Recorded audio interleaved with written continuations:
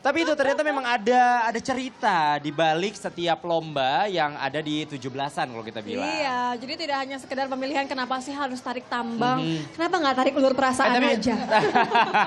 Tapi bener nggak ya ceritanya kayak gitu ya? Nah, untuk Kira-kira itu ya? yang menjawabnya sudah ada Bung Jaja Rizal di sini. Oh iya, Selaku, hai. jadi kan Salam kalau kemerdekaan. Merdeka. Merdeka kita luar biasa. Luar biasa.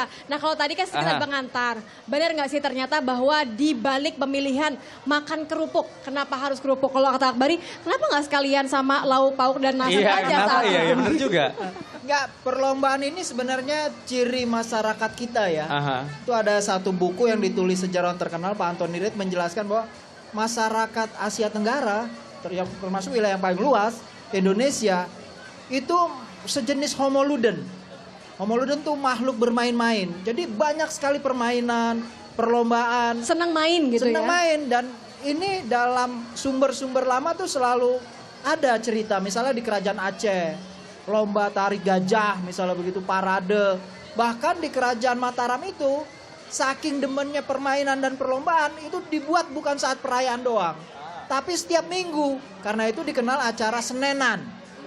Ya, dia berkuda sambil bawa tombak begitu loh. Nah, waktu zaman kolonial kemudian kita sering lihat foto-foto begitu ya. Ada perayaan misalnya perayaan ulang tahun kota Batavia begitu. Itu ada perayaan besar misalnya Panjat Pinang begitu. Tapi kan pertanyaan dari mana perlombaan Panjat Pinang ini? Kan kita dulu sebelum kenal rokok, alat bergaul kita tuh sebenarnya sirih pinang. Jadi kita akrab dengan pohon pinang. Jadi ini bawaan kita dari lama, tapi kita lihat foto-fotonya di masa kolonial.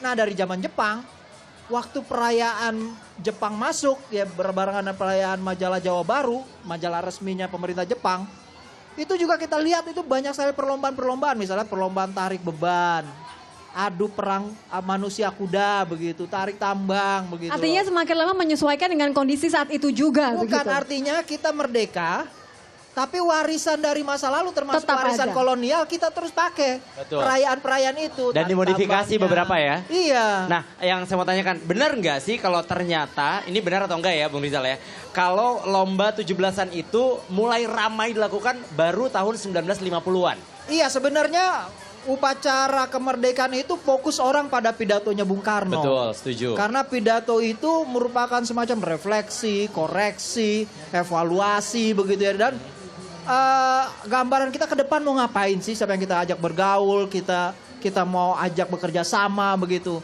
Itu gambaran itu, tapi di tingkat masyarakat itu muncul perlombaan-perlombaan untuk menyambut hari puncaknya. Jadi puncaknya itu pidato presiden waktu itu masih di istana ya. Dan lombanya kita belum kenal lomba makan kerupuk misalnya begitu. Tapi dulu di Jakarta tuh di Molenpliat itu di sungai di depan istana itu ada lomba perahu. Jadi lomba perahu gitu ya sampai ke kota begitu. Nah, baru kemudian kita kenal lomba-lomba kayak makan kerupuk. Kemudian orang memberi nilai pada lomba makan kerupuk. Katanya untuk menggambarkan betapa susahnya hidup kita dulu, seperti makan angin, makan makanan yang nggak bergizi. Kan kata Bung Karno dulu kita hidup diperintah oleh pemerintah kolonial katanya cukup sehari sebenggol.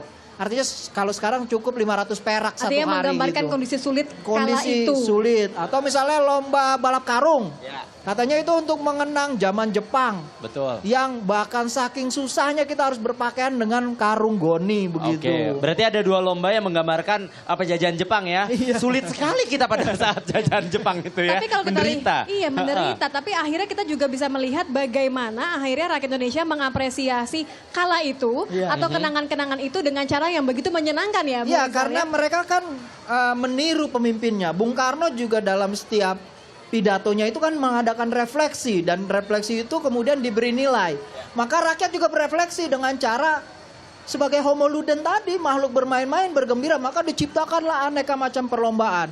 Bahkan perlombaan itu bukan hanya mereka mengkreasikan dan mengambil perlombaan-perlombaan yang misalnya dari hari raya lain. Misalnya dari hari raya Lebaran dicomot, diambil untuk perayaan 17-an. Sekarang ada lomba nangkep belut, ada lomba nangkep ikan. Itu kan acara yang sebenarnya identik dengan hari raya Lebaran.